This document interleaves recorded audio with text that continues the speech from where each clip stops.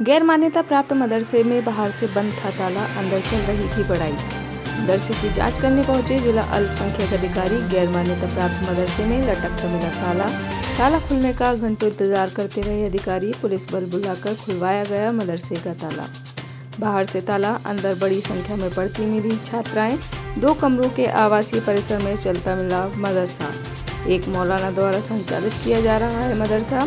फर्रुखाबाद क्षेत्र के मोहल्ला घेरगे शामू खां का मामला।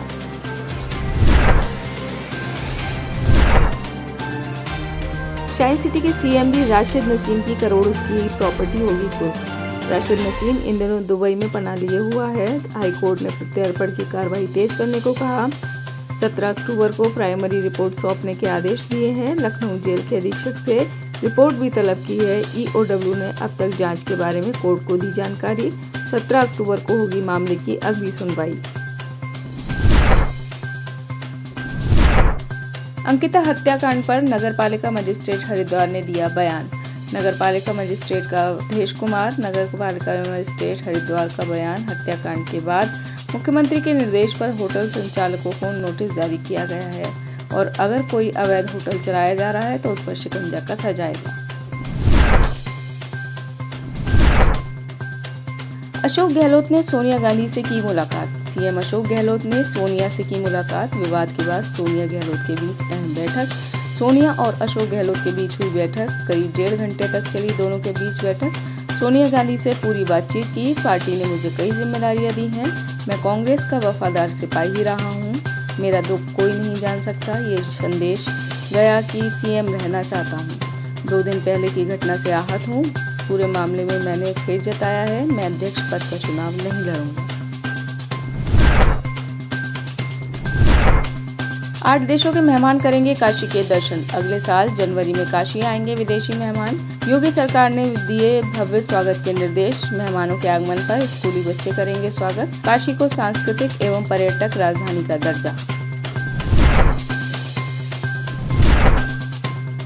आईएएस हरजोत ने मांगी सार्वजनिक माफी। अगर मेरी बातों से किसी लड़की की भावनाओं को ठेस पहुंची हो तो मैं खेद प्रकट करती हूँ। मेरा इरादा किसी को अपमानित करना नहीं था। पटना की घटना जहां उन्होंने एक स्कूली छात्रा के सैनिटरी नैपकिन के सवाल पर उससे पूछा कि क्या उसे भी कंडोम चाहिए, पर आईएएस अधिकारी हरजोत कौर।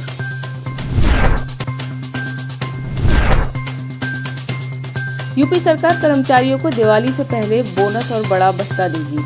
योगी आदित्यनाथ सरकार राज्य के कर्मचारियों को दिवाली से पहले बोनस और बड़ी दर से महंगाई भत्ता देने की तैयारी कर रही है। केंद्रीय कर्मचारियों के महंगाई भत्ते में 4% वृद्धि की केंद्र सरकार की घोषणा के साथ ही राज्य कर्मियों को भी दिए बढ़ोतरी का लाभ जल्द से जल्द देने की कोशिश है।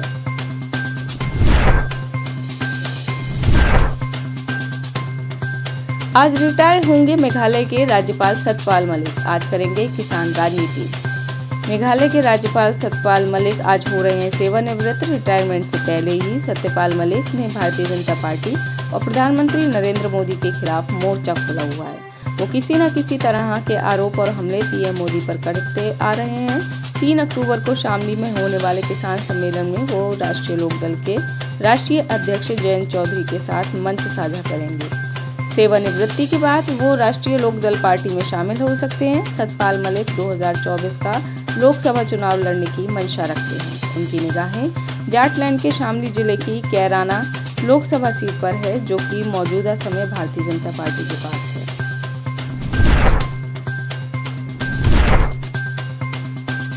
मुख्यमंत्री से की अर्जेंटीना के राजदूत ने शिष्टाचार भेंट।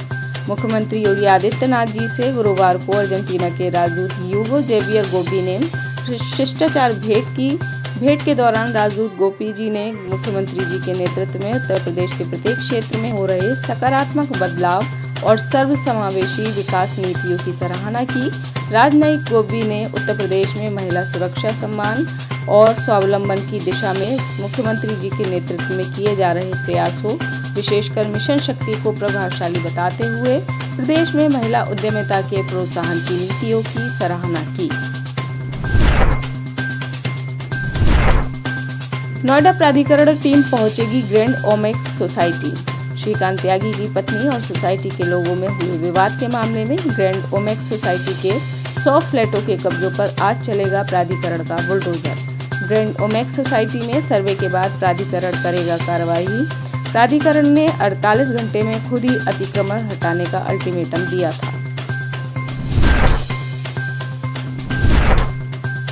एसटीएफ की पीएफआई सदस्यों से पूछताछ में नया खुलासा। निकाय चुनाव लड़ने की तैयारी में थी पीएफआई। मुस्लिम आबादी वाले इलाकों में चुनाव लड़ने की थी तैयारी।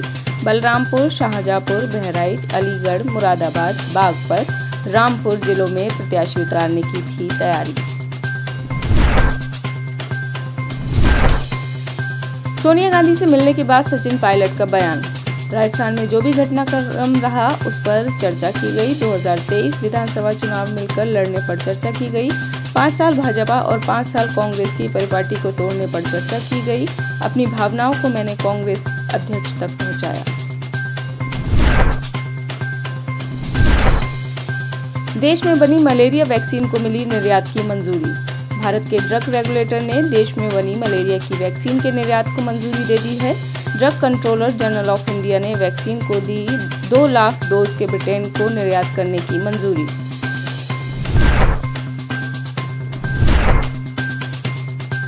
जैश-ए-मोहम्मद के 2 आतंकी ढेर।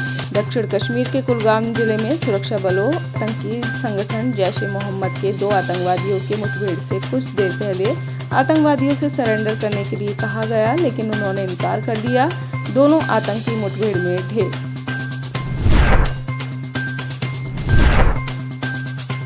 कांग्रेस अध्यक्ष पद चुनाव में मची घमासान। कांग्रेस के अध्यक्ष पद का चुनाव होता जा रहा है रोचक। कांग्रेस के असंतुष्ट नेताओं का समूह G23 भी अपना प्रत्याशी मैदान में उतार सकता है। यदि ऐसा हुआ तो मामला रोचक हो सकता है। कांग्रेस अध्यक्ष पद के चुनाव के लिए हालिया वर्षों में पहली बार इतना सियासी घमासान नजर आ रहा है। राजस्थान के सीएम अशोक गहलोत की जादूगरी विफल होने व दौड़ से बाहर होने के बाद मानो खुला मैदान हो गया हो।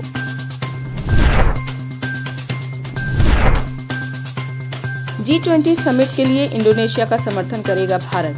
भारत ने आगामी G20 शिखर सम्मेलन के लिए इंडोनेशिया को अपना पूर्ण समर्थन देने का फैसला किया।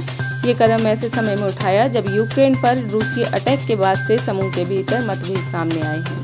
G20 समिट के लिए इंडोनेशिया का समर्थन करने की जानकारी भारत के G20 शेरपा अमिताभ कांत ने दी।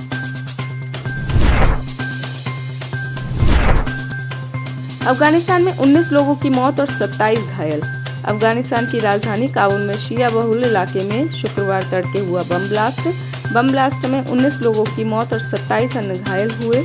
तालिबान की ओर से नियुक्त प्रवक्ता खालिद जदरान ने बताया कि दश्ती बारची इलाके में शुक्रवार सुबह ये विस्फोट हुआ। इस क्षेत्र में अधिकतर अफगानिस्तान के अल्पसंख्यक शिया समुदाय के लोग रहते हैं।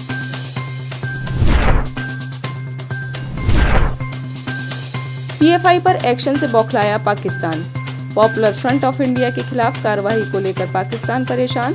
संयुक्त राष्ट्र संघ तक इस मामले को पहुंचाने की कोशिश। पाकिस्तान के कनाडाई दूतावास के वेरीफाइड ट्विटर हैंडल के जरिए पीएफआई के ट्वीट पर कमेंट किया गया। इस कमेंट में संयुक्त राष्ट्र मानवाधिकार और पाकिस्तान के विदेश कार्यालय को टैग किया। सोशल मीडिया में वायरल हो रहा है ट्वीट।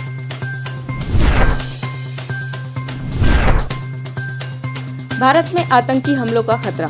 कनाडा ने भारत जाने वाले अपने नागरिकों को सलाह दी कि वे सीमांत राज्यों जैसे पंजाब, राजस्थान और गुजरात में न जाएं। कनाडा सरकार ने कहा है कि इन इलाकों में भूमिगत विस्फोटकों और सुरक्षा का खतरा। कनाडा ने अपने नागरिकों के लिए जारी एडवाइजरी में कहा, पाकिस्तान की सीमा से 10 किलोमीटर की दूरी तक के इलाकों में न जाएं। गुजरात, राजस्थान और पंजाब के इन इलाकों में लैंडमाइंस और विस्फोटक का खतरा।